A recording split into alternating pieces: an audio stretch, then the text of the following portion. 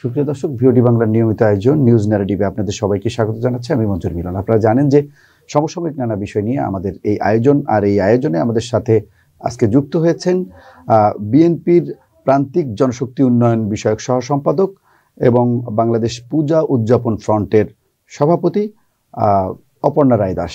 অপর্ণা রায় দাস, আপনাকে ভিওডি বাংলা স্টুডিওতে আবারও স্বাগত জানাচ্ছি। আপনাকেও ধন্যবাদ, আমাকে ভিওডি আমন্ত্রণ জানিয়েছে। আমি সারা বাংলাদেশবাসীকে শারদীয় শুভেচ্ছা জানাচ্ছি। আমরা জানি যে আগামীকালকে ষষ্ঠী, দুর্গা উৎসবের বাংলাদেশের সবচেয়ে বড় দুর্গোৎসব সনাতনীদের, সেটি শুরু হবে আনুষ্ঠানিকভাবে। কেমন প্রস্তুতি আপনার সারা বাংলাদেশের পুজো মণ্ডপ, পাশাপাশি আপনি কালী মন্দির, রমনা কালী মন্দিরের সভাপতি, আসলে প্রস্তুতি কেমন?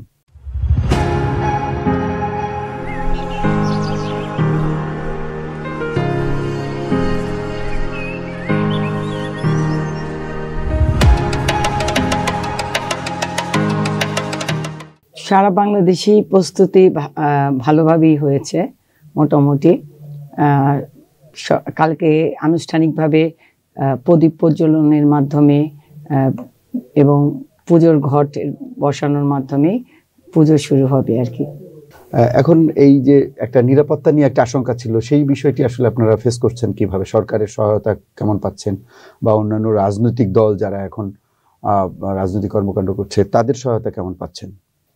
সরকারি সহায়তা আমরা সার্বিকভাবে পাচ্ছি, নিরাপত্তার তারা কমতি রাখছে না, তাদের সামর্থ্য অনুযায়ী তারা আমাদের নিরাপত্তা দিচ্ছে। সব সেক্টর থেকে চেষ্টা করছে তারা। আমি স্বরাষ্ট্র উপদেষ্টাকে বলেছিলাম এবং দেশবাসীকেই বলেছিলাম যে শুধু যে প্রশাসন আমাদের নিরাপত্তা দিবে তা নয়, আমাদের নিজেদের মধ্যে থেকে বেছে বেছে কিছু আমাদের যারা ভলেন্টিয়ারের কাজ করবে তারা যাতে চোখ কান খোলা রাখে, যাতে কোনো দুর্বৃত্তকারী কোথাও দুর্ঘটনা না ঘটাতে পারে। না, আমরা দেখছি যে সরকারের পক্ষ থেকে বলা হচ্ছে যে কোনো ধরনের কোনো অনাকাঙ্ক্ষিত পরিস্থিতি তৈরি হবে এরকম কোনো ইঙ্গিতও নেই এবং কোনো আশঙ্কাও নেই। সারা বাংলাদেশ প্রস্তুত রয়েছে। আগামীকালকে হয়তো আনুষ্ঠানিকভাবে সনাতন ধর্মাবলম্বীরা সেই পুজো উদযাপন শুরু করবে এবং শেষ দিন পর্যন্ত, আপনাদের দেবী বিসর্জন দেওয়া পর্যন্ত সবাই ঐক্যবদ্ধভাবে এই পুজোৎসবটি, দুর্গোৎসবটি কিভাবে মানে সম্পন্ন হয় সেদিকে সবারই নজর থাকবে। আসলে এই পুজোর শিক্ষাটা কি? এই যে উৎসব তো বটেই, কিন্তু আমরা উৎসব বলি, সবার ভেতরে একটা উৎসবের ভাব থাকে, ধর্মবর্ণ নির্বিশেষে সবার ভেতরে। আসলে এর উদ্দেশ্যটা কি? মানুষ তো আসলে উদ্দেশ্য সম্পর্কে অনেকেই আমরা জানি না। আসলে প্রতিটা ধর্মই, আপনার ধর্ম আমার ধর্ম, প্রতিটা ধর্মই কিন্তু শিক্ষা দেয় ভালো কাজ করা, সৎ পথে চলা, মানে সত্যটাকে, ন্যায়টাকে মেনে নেওয়া। অবশ্যই। তা এখন আমরা যারা ধর্মে বিশ্বাস করি তারা কিন্তু সেই পথে চলার চেষ্টা করি। তখন কিন্তু এই আশঙ্কা মনের দিক থেকে দূরে ঠেলে দিয়ে চেষ্টা করি যে আমাদের পুজোটা সুন্দরভাবে পালিত হবে। উৎসবটা হচ্ছে ধর্মচার্যার উৎসবটা, আমাদের সবার সম্মিলিত বলবো। এখানে আমাদের সাথে সকল ধর্মের মানুষ আনন্দ করে, হিন্দু, বৌদ্ধ, খ্রিস্টান, মুসলিম, সকল সম্প্রদায়। তা এটা একটা বাংলাদেশের আমি সম্প্রীতির বন্ধন এবং আমাদের এটা কৃষ্টি। আমি বলবো যে এই কালচারটা আমাদের মধ্যে, আমরা হিন্দুরা আপনাদের ঈদের সময় কিন্তু প্রতিটা জায়গায় যাই বেড়াতে, ঈদের উপলক্ষে নতুন কাপড় চোপড় কিনি অনেকেই। বিশেষ করে আমাদের পরিবার ঈদে একটা আলাদা আনন্দ পাই যে সবার সাথে আনন্দ করব, ভাগাভাগি।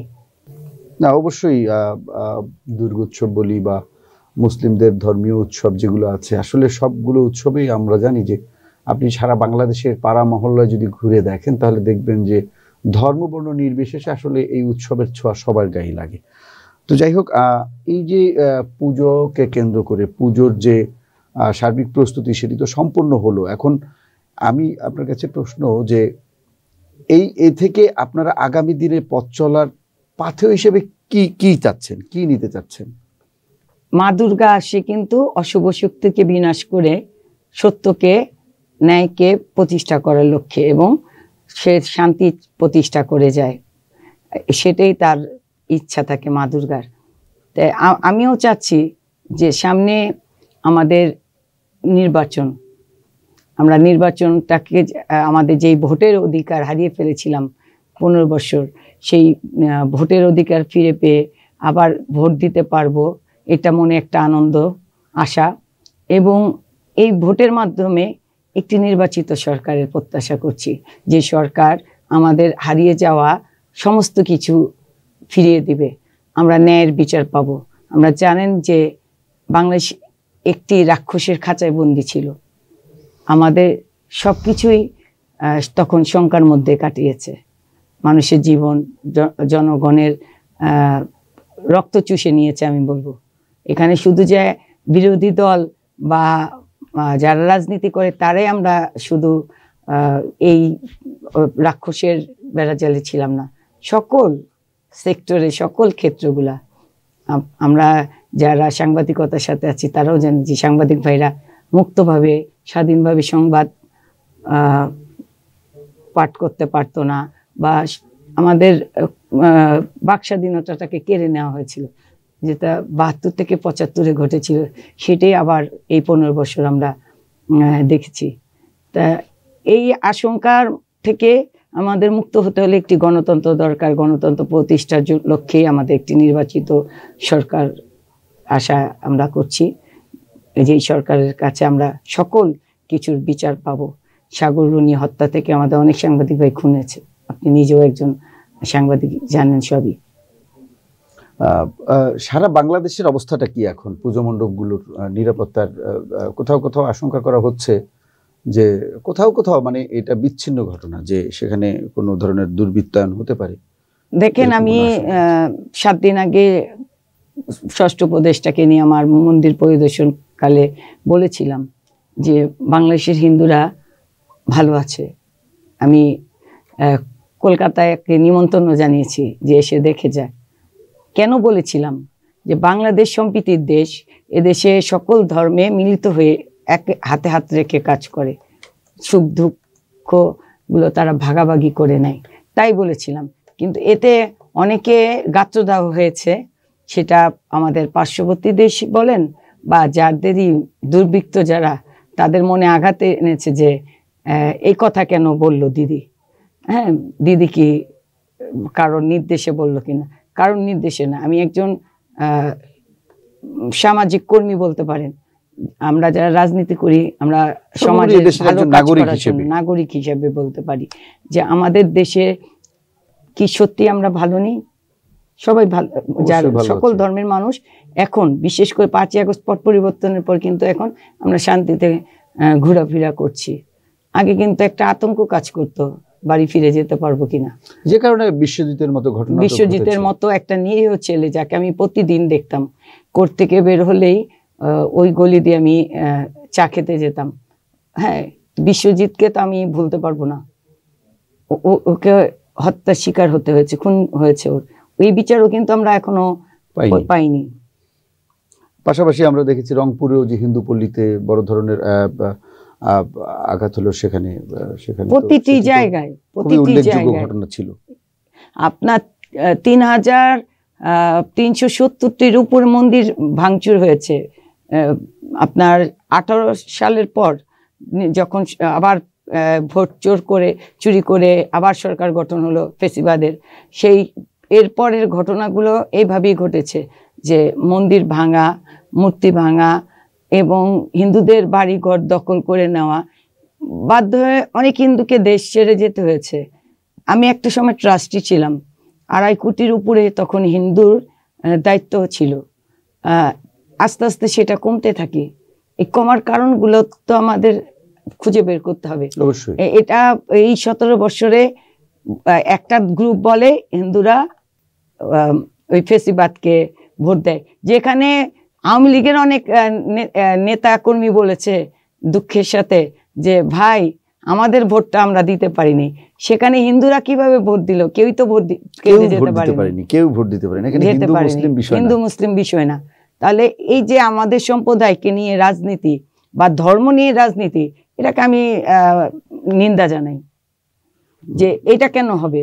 অবশ্যই অবশ্যই না। আপনি গতবার মে জুনের কথা আপনার মনে আছে কিনা, হরিজন পল্লী, যেটা আমাদের এই যে আমরা পরিচ্ছন্নতা পাই যায়, পরিচ্ছন্নকারী যারা তারা 500 বছর আগে থেকে এখানে তাদের বসবাস, এবং তাদের বিএনপি যখন সরকার গঠন করে তখন তাদের অনেককে চাকরি দিয়েছে, এখানে তারা বসবাস করছে। সেই হরিজন পল্লীর আপনার বুলডোজার দিয়ে ঘুরিয়ে দিল কে? সেই ফ্যাসিবাদ সরকারের অবৈধ মেয়র তাপস। এবং আমি সেখানে সাথে সাথে গিয়েছি, দেখেছি এক বৃদ্ধ ইটের উপরে, কংক্রিটের উপরে সে শুয়ে আছে, তার ঘরটা নেই। সেই দৃশ্য যখন দেখেছি তখন কতটুকু কষ্ট লাগে। এবং শিশুরা একদম মন্দিরে মারা শিশুদের নিয়ে আশ্রয় নিয়েছে। মন্দিরে কতটুকু জায়গা, অল্প একটু জায়গা, সেইটুকুর মধ্যে সবাই বসে আছে অনাহারে। এই দৃশ্য দেখার পর বলবো যে এখন আমরা ভালো নেই। আমি নিজে গেছি তখন, কিন্তু আজকে যারা বলছে যে আমার এই কথা ভুল, হ্যাঁ, যে হিন্দুরা ভালো আছে, তারা কিন্তু তখন তাদের পাশে দাঁড়ায়নি। অবশ্যই পাশে যে যদি দাঁড়াতো, এক ডেক খিচুড়ি নিয়ে বা বিস্কিট নিয়ে, চকলেট নিয়ে বা দুটা জামা নিয়ে, তাহলে বলতে পারতো জোর গলায় যে আপনি মিথ্যা বলছেন। কিন্তু আমি জোর গলায় বলতে পারবো, আমি 17 বছর এই রাক্ষসের খাঁচায় বন্দি থাকা অবস্থাও চেষ্টা করেছি মানুষের পাশে দাঁড়াতে, সেটা যেই সম্প্রদায় হোক। অবশ্যই। আগে আপনি শুধু বিএনপি নেত্রী ছিলেন, এখন আপনি অনেক বড় দায়িত্ব এই দুর্গোৎসবের বলতে গেলে আপনি তদারকি করছেন সারা বাংলাদেশ, পাশাপাশি আপনি রমনা কালী মন্দিরও দায়িত্ব রয়েছেন। তো এই যে দায়িত্ব পালন করতে আপনার আসলে হিমশিম খেতে হয় না? এত বড় দায়িত্ব, সারা বাংলাদেশ থেকে ফোন আসে, কোথায় অব্যবস্থাপনা আছে কিনা, সারা বাংলাদেশই তো তদারকি করতে হয়। সবার ফোন রিসিভ করার চেষ্টা করি, হয়তো দু একটা এরকম মিটিং থাকলে বা টক শো থাকলে তখন হয়তো ধরতে পারি না, এর জন্য সবার কাছে আমি সরি বলি। কিন্তু আমার ফোনটা কখনো বন্ধ থাকে না, আপনার রাত দিন 24 ঘন্টা। এটা আগেরই অভ্যাস ছিল যে একটা কর্মী যদি বিপদে পড়ে তখন যদি না পায়, এই চিন্তা করে ফোনটা বন্ধ রাখিনি।